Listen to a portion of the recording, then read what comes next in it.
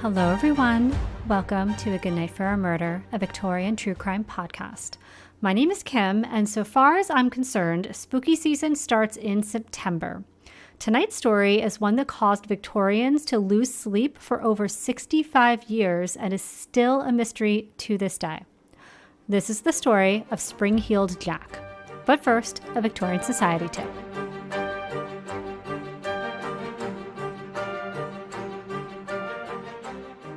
There is no doubt that once September hits, the fall season has officially arrived. Today, I thought we'd explore some of our favorite modern fall traditions and learn if Victorians participated in them too. First, did Victorians decorate their home for fall? Well, first things first, before decor could be sorted, a thorough fall cleaning was in order. For Victorians, the state of their home was a direct reflection of their own morals and values. A fresh, well-kept home meant a respectable, well-off family resided within. On the topic of fall cleaning, from an article titled Motherly Talks with Young Housekeepers from 1873, they advised, while repairs are going on, bring down all the woolen garments, blankets, furs, or pieces of carpeting that have been stored away for the summer. Take them out onto the grass plot under your clothesline. If it is a windy day, hang all on the clothesline for a good snapping before you attempt to brush them. After an hour or two in the sun and wind, brush them well with a nice whisk broom, and when done, the garments and blankets may be put in their proper places. So some amount of decorating happened simply by swapping out spring and summer linens and bedding and such for heavier fall and winter pieces. Beyond that, like us, Victorians did indeed accentuate their home with seasonal decor items. One source reported yellow chrysanthemums were suggested for table decor in the advice columns of early 20th century magazines, and use of these flowers was reported in the society pages of the same. Autumn leaves, cornstalks, and berries adorned party rooms, and open doorways were accented with dangling apples and horseshoes. But what if you're the type to decorate your house more haunted and less harvest? Well, Victorians were into that too. Halloween parties were an excuse to go all out. Hostesses often tried to outdo one another by creating otherworldly experiences in their own homes. If you were invited to a party in someone's home on Halloween, you could expect to be met with festive corn husks and foliage decorating outside. As you approach the entrance, you would find the house in complete darkness, lit only by candles, fireplaces, and jack-o'-lanterns. A popular trick was to make snakes out of tin that would be hung above the candlelight. The rising heat and flickering light would make the tin expand and contract, making it look like a snake was slithering and writhing. Another fall activity we love today is having bonfires, and Victorians loved them too. During the ancient Celtic festival of Samhain, celebrated on October 31st, villagers would put out their hearth fires in their homes and gather at bonfires lit on hilltops to celebrate what for them was the new year. After celebrating, each household would each carry a torch from the bonfire back to their homes to relight their hearth fires to symbolize a fresh start. They also believed that the changing of the seasons were when the veil between the spirit world and the living world was the thinnest. Bonfires were also helpful in warding off any unfriendly spooks, fairies, or other beings that might cause harm or mischief in the human world. Besides, the Victorians would use any excuse for matchmaking opportunity, and Halloween was no different. Bonfires were popular at Victorian Halloween parties as they offered would-be couples the opportunity to gather around the fire and get to know one another. It was often remarked how pretty the girls looked in the firelight. In the UK, Bonfire Night is observed every November 5th by lighting bonfires and shooting off fireworks. The holiday marks the failed gunpowder plot of 1605. Also called Guy Fawkes Day, it commemorates the day a man named Guy Fawkes, a participant of the gunpowder plot, was arrested while guarding explosives the plotters had placed beneath the House of Lords. The Catholic plotters had intended to assassinate Protestant King James I and his parliament. The annual celebration is to honor that the king had survived. Once settlers came to North America, they brought Bonfire Night with them.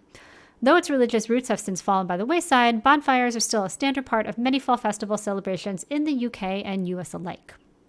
Another favorite contemporary fall tradition is to go leaf peeping. If you're not from the northeastern US, you may not know what this is, but basically it just means traveling to see the full foliage at the peak of its color change during the fall. Did Victorians take special trips to engage in this practice though? So far as I can tell, no, they did not. They were too busy cleaning and harvesting.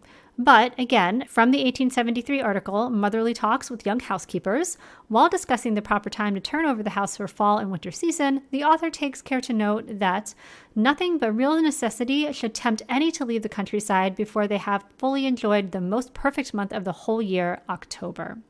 which I take to mean don't rush back before you have the opportunity to see the fall colors change. Next up, did Victorians go pumpkin and apple picking? The answer is yes. Victorians loved pumpkins and apples in the fall as much as we do today, but they incorporated them into the season a bit differently than we do now. Today, it's common to load up the family in the car and drive out to the apple orchard or pumpkin patch for a day on the U-Pick farm.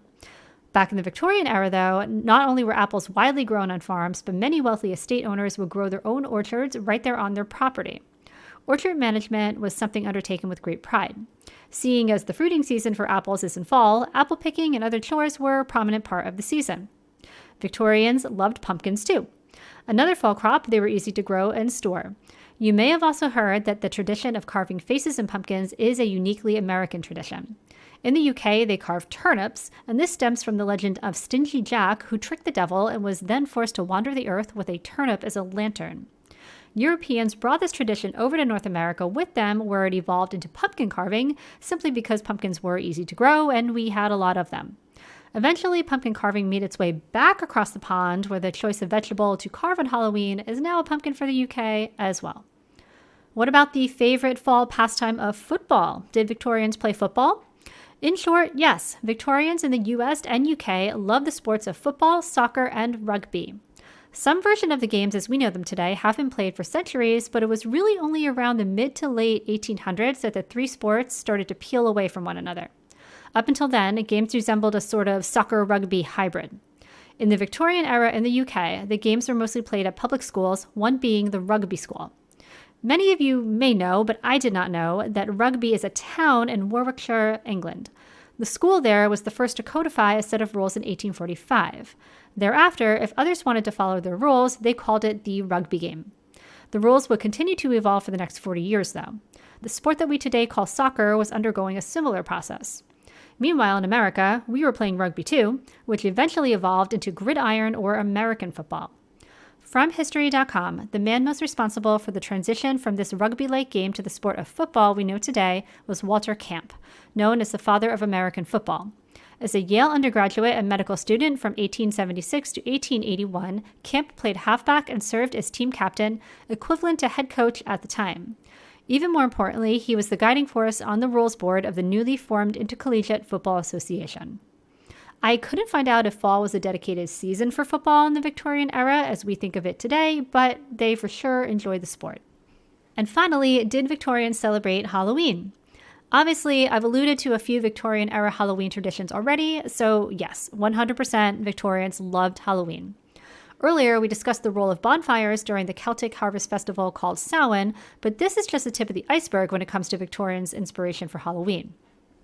How Victorians celebrated, and largely how we celebrate today, is influenced by a number of traditions that have blended together over time, including the Celtic festival of Samhain, which marked the end of the summer and the harvest and the beginning of the dark, cold winter, a time of year that was often associated with death. Also, the Roman holiday of Feralia, intended to honor the passing of the dead, and the Roman festival honoring Pomona, the goddess of fruit and trees. These holidays were all pretty similar, and as people from different ethnicities mixed, so did their traditions. Eventually, the Catholic Church came along and rebranded these harvest season customs as All Saints or All Souls Day, a church-sanctioned holiday meant to honor the dead. As Europeans came to North America, their beliefs blended with that of the Native American people, and a distinctly American brand of Halloween began to emerge. In the second half of the 19th century, immigrants flooded into America en masse, particularly the Irish, who were fleeing the potato famine. They held on to many of the beliefs and practices associated with Samhain, which further shaped Halloween into the holiday we all know and love today. By the 1870s, Halloween was a thing in America as well as the UK, though unlike today, it was mostly considered a holiday for grown-ups. Victorians celebrated on October 31st by throwing Halloween parties and playing fortune-telling games, most of which were centered around matchmaking. They also played spooky pranks meant to startle or scare, wore masks or costumes, told scary stories, carved pumpkins, bobbed for apples, and lit bonfires. Trick-or-treating was more of a 1930s, 1950s edition introduced to curb Halloween pranksters that had become a nuisance. Now, you should be all set to celebrate your fall season like a Victorian.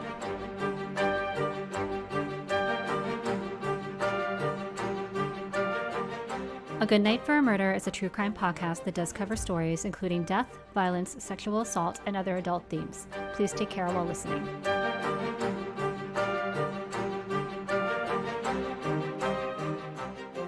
In September of 1837, a businessman was returning home late at night in London.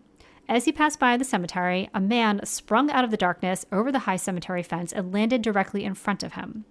The height of this fence was such that it seemed impossible that any human could jump over it unassisted with ease. The man ran off, leaving the businessman unharmed but startled. He would later describe the person as a, quote, muscular man of devilish features. He further described the man as having large pointed ears and a nose and protruding glowing eyes. Shortly thereafter, another report came in with an equally bizarre description. Only this time, the man actually laid hands on his unsuspecting victim. In this case, a girl named Polly Adams and two of her friends were walking after dark when a man, similar in description to the one in the first story, surprised them. Polly's friends both ran in one direction, but Polly ran in another. The man caught up to her and ripped at her dress with, quote, ironclad fingers, leaving scratches on her stomach. A month later, the first incidents that would be reported on in the press occurred. A girl by the name of Mary Stevens was walking from Battersea to Lavender Hill after visiting with her parents. On her way through Clapham Common, a man leapt at her from a dark alley. He grabbed her, pinning her arms, and began to kiss her face while ripping at her clothes and scraping her exposed skin with claws. She later described his touch as cold and clammy as that of a corpse. Mary screamed her head off, and the attacker fled into the night. Nearby residents heard the commotion and came running. The area was searched, but whoever it was had gotten away. The next day, a carriage was passing through the same area when a figure leapt out into the lane in front of it, startling the driver. The driver lost control of the carriage and crashed and was severely injured. Witnesses claimed to have seen the figure escape by jumping over a 9-foot wall and disappearing. They reported a high-pitched ringing laugh as he fled into the night. These incidents were reported on by the press, and the name Spring-Heeled Jack was coined due to his extreme jumping capabilities. After this initial coverage, the story seemed to fall off the map, but heated up again on January 9, 1838. On this date, during a public session, what I can only imagine was like a town hall or town committee meeting of sorts, Lord Mayor of London, Sir John Cowan, revealed he'd received several complaints of late that he'd so far kept close to his vest, hoping more information would be forthcoming. But this had not been the case, and the matter had reached the point where he felt he needed to speak publicly about it. An anonymous resident of Peckham had sent the following complaint. It appears that some individuals of, as the writer believes, the highest ranks of life, have laid a wager with a mischievous and foolhardy companion that he durst not take upon himself the task of visiting many of the villages near London in 3 different disguises, a ghost, a bear, and a devil, and moreover that he will not enter a gentleman's gardens for the purpose of alarming the inmates of the house. The wager has, however, been accepted, and the unmanly villain has succeeded in depriving 7 ladies of their senses, 2 of whom are not likely to recover, but to become burdens to their families. At one house, the man rang the bell, and on the servant coming to open the door, this worse-than-brute stood no less dreadful figure than a spectre clad most perfectly. The consequence was that the poor girl immediately swooned and has never from that moment been in her senses. The affair has now been going on for some time, and, strange to say, the papers are still silent on the subject. The writer has reason to believe that they have the whole history at their finger ends, but through interested motives are induced to remain silent. Let's decode this for the 21st century real quick. What the writer is suggesting is that some bored rich people have dared one another to dress up as scary things like a ghost, bear, or devil and knock on random doors and scare people. There may even be money involved, like they're keeping score, and whoever has the least scares has to pay those with the most. Either way, this prank is causing actual harm to the people of the greater London area. In fact, 2 women have been nearly scared to death in their own homes. It sounds like they further suspect that the matter hasn't been reported on by the papers because they have some sort of skin in the game where it would benefit them to remain silent. The mayor suspects this whole letter was a hoax or false complaint of sorts, but others in the audience that evening confirmed that they too have heard similar incidents occurring in the immediate area. Now, because the press had been called out, or possibly because the incidents had now been publicly acknowledged, the matter was reported on in the newspapers the next day and the following day. This coverage caused a deluge of letters with similar stories and complaints to flood into the mayor's office. One writer said that several young women in Hammersmith had been frightened into dangerous fits and some, quote, severely wounded by a sort of claws the miscreant wore on his hands. Another correspondent claimed that in Stockwell, Brixton, Camberwell, and Vauxhall, 7 people had died of fright and others had fits. Meanwhile, another reported that the trickster had been repeatedly seen in Lewisham and Blackheath. In one report, a servant girl at Forest Hill had been scared into fits by a figure in bear skins. In another curious incident, a gardener was startled by a creature, quote, in the shape of a bear or some other four-footed animal. He said the creature growled at him and then ran towards him along the top of the garden wall and chased him about the garden before scaling the wall and running off. It quickly became apparent that whatever was happening, it was happening all over suburban London. The two most notable cases, though, are those of Jane Alsop and Lucy Scales. The incident with Jane Alsop happened on February 19, 1838. That evening, Jane was at home with her parents and siblings when someone rang the front bell. Jane answered the door to find a police officer on their steps. He asked her to quickly please bring a light because they had caught Spring Hill Jack out in the lane in front of their property. She left the door and returned with a lit candle and began to carry it to the officer who was now standing in their walkway. That was when she noticed the officer wasn't necessarily dressed like an officer. In fact, they were wearing a large cloak that really concealed anything that would otherwise actually identify them as a police officer. At the same moment she was registering this, the man in her walkway threw off the cloak and, quote, presented a most hideous and frightful appearance. She said the blue and white flames flew out of the thing's mouth and they had lifted their head to reveal glowing red balls of fire as eyes. Miss Alsop reported that he wore a large helmet and that his clothing, which appeared to be very tight-fitting, resembled white oilskin. She said he grabbed hold of her and started ripping at her dress with some sort of metal claws. Jane screamed at the top of her lungs and managed to break free and make a run for the house, but the thing caught up with her and attacked her again, leaving claw marks on her neck. When one of Jane's sisters ran out into the walkway, the assailant fled. A greatcoat, white overalls, and the candle that Jane had brought down were found in the road outside the house. After word of the attack on Jane got around, a man named Thomas Milbank was heard boasting in a pub that he was in fact Spring Hill Jack. Milbank was arrested and tried, but he escaped conviction only because Jane had insisted that she'd seen her assailant breathe blue fire. And Milbank could not do that, so it could not be him. Only 9 days later, a similar attack happened when 18-year-old Lucy Scales and her sister were walking home after visiting their brother. They were walking along Green Dragon Alley, where ahead they could see another person standing in the lane. It was a man, tall, thin, and gentlemanly in appearance. He wore a large cloak and was carrying a small lamp or bullseye lantern similar to those used by the police. Lucy was walking in front of her sister, and as they were about to pass a gentleman, he suddenly spurted, quote, a quantity of blue flame right into her face that was so sudden and bright it blinded her and she fell to the ground, where she was seized with violent fits which continued for several hours. The terrifying man did not speak, but immediately turned and quickly walked away. Thankfully, the pair were still within shouting distance of their brother's home. He had heard the girl screaming and came running. He found the pair of them there on the ground in Green Dragon Alley, Lucy still racked with convulsions and her sister doing her best to support her. Police searched for the assailant, and though they questioned several individuals, they never did find the person who was responsible. At this point, many had begun to question, was Spring Hill Jack even really a person at all? After this, a sort of Spring Hill Jack mania swept through London and the outlying villages. He was frequently reported on in the press and became the subject of many penny dreadfuls and plays. Despite this, sightings began to die down. 5 years later, though, there was a resurgence. A report from Northamptonshire described him as the very image of the devil himself with horns and eyes of flame. From another area, reports of attacks on drivers of mail coaches were attributed to Spring Hill Jack. And though the reports didn't quite reach the pitch they did in 1838, the stories continued to roll in. In July of 1847, an alleged Spring Hill Jack impostor, one Captain Finch of Teaganmouth, Devon, was convicted of 2 charges of assault against women during which he said to have been, quote, disguised in a skin coat which had the appearance of a bullock's hide, skullcap, horns, and mask.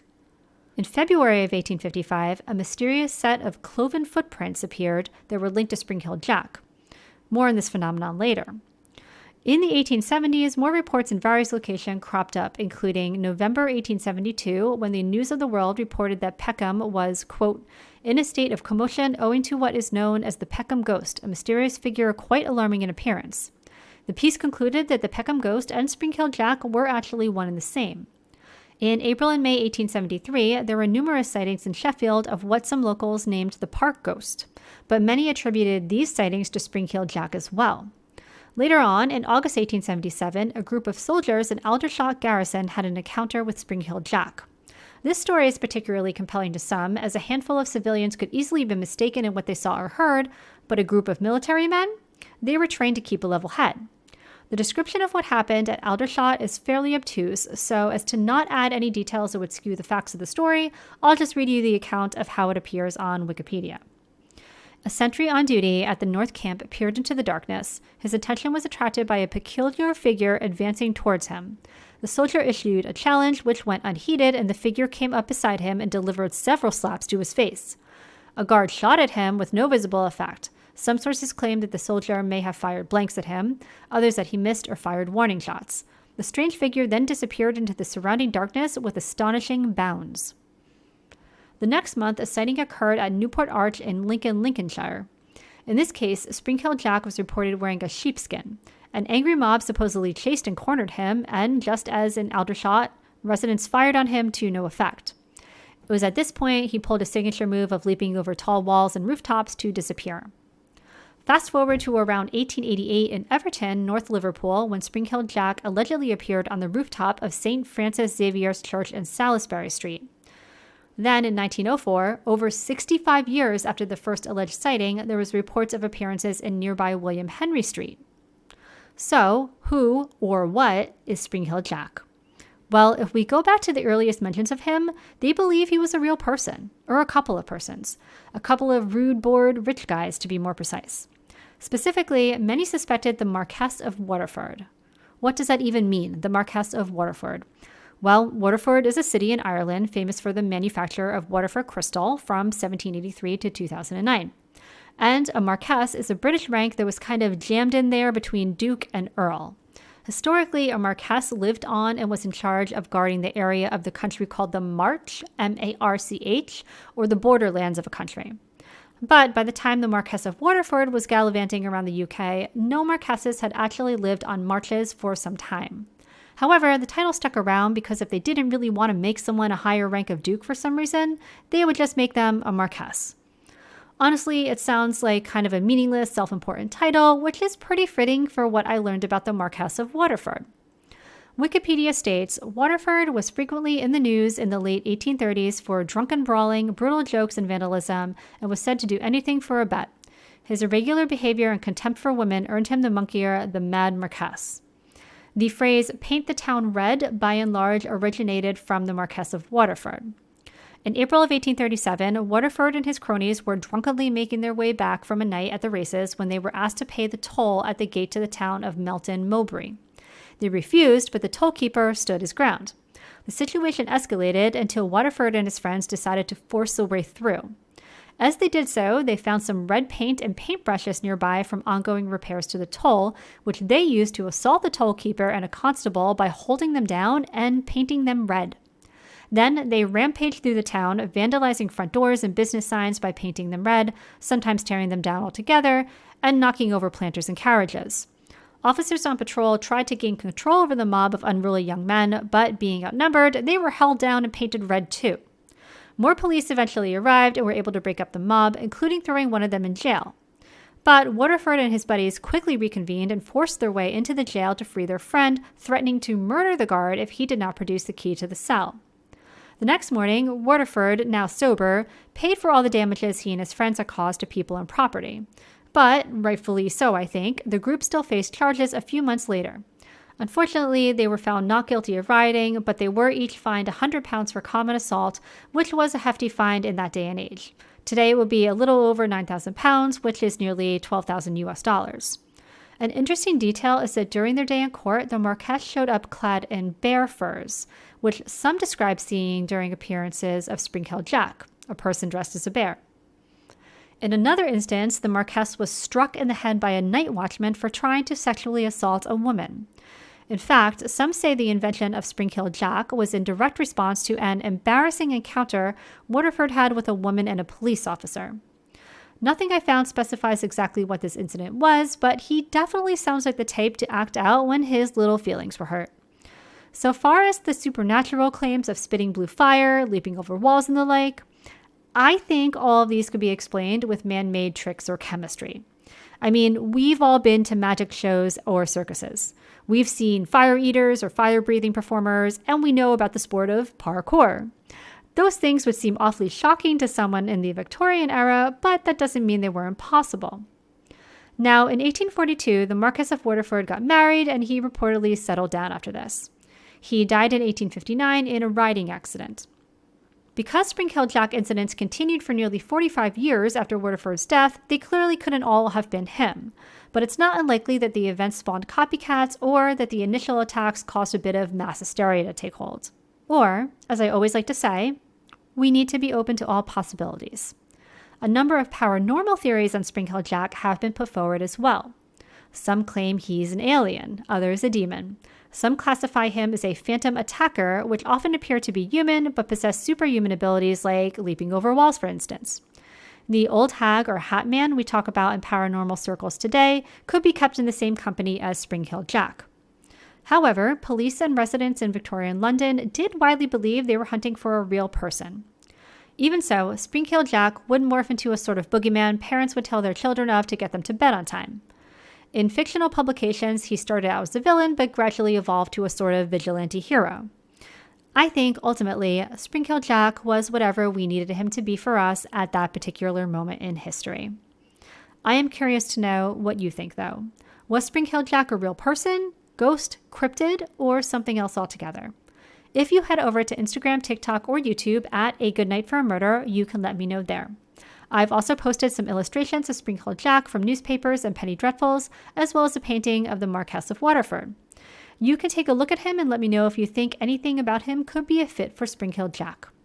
You can also see the photos and source links for this episode on the episode blog on my website at agoodnightforamurder.com.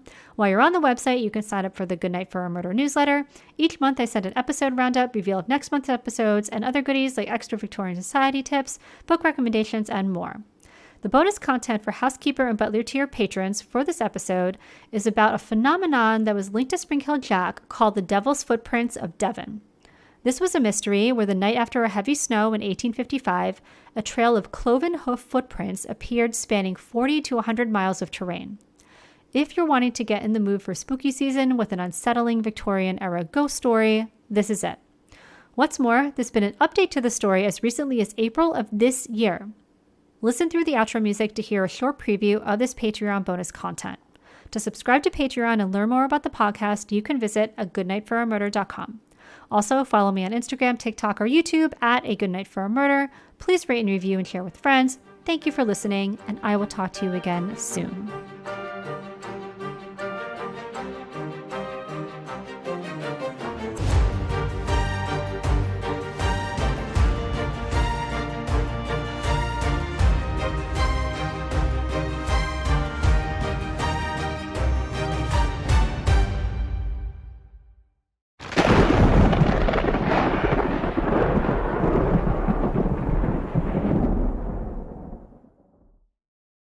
Kim, and to accompany episode 42 about Spring-Heeled Jack, I am going to tell you about a mysterious event in England that had residents just as shook up as Spring-Heeled Jack. In fact, many believe this phenomenon was clear evidence that he did indeed exist. This is the story of the Devil's Footprints of Devon. It started on the night of February 8th, 1855. A heavy snow moved in over the area of the Exe Estuary in East and South Devon, England. Residents hunkered down and threw extra logs in their fires, then settled in for a good night's sleep, so much as they could with the wind howling outside. In the morning, they'd have to be up bright and early as usual. Farm life and work did not stop just because there was snow. But on the morning of February 9th, dozens of residents awoke to something peculiar and unsettling outside. Something had been out there in the darkened snow last night. It had left tracks. They appeared to almost resemble a set of hoof prints. But it was no ordinary animal that had left these prints. Confused residents who attempted to follow the curious tracks quickly found they simply could not. The tracks didn't follow any roads or pathways in particular. They didn't even deviate around an obstacle, such as a house or a wall. No, they continued straight over the rooftop, then continued on the ground on the opposite side of the house. They stopped and picked back up again on the opposite side of a fence or a wall, as if whatever had made them, without breaking stride, had walked straight through the wall. They continued through fields, straight over haystacks, but somehow managed to stop at the edge of a haystack and pick back up on the other side without disturbing the snow on top or the hay at all. They carried over rivers and ambled about open areas, but also through walled-off areas like gardens and churchyards. Occasional gaps a few yards wide would be found, as though the creature had jumped or flown. It appeared to walk up to doors in some instances, then turn away. And they carried on like this for miles. Reports of the footprints poured in from over 30 locations all over Devon, covering a distance of 40 to 100 miles of terrain. The area in which the prints appeared extended from Exmouth up to Topsham and across the Exe estuary to Dawlish.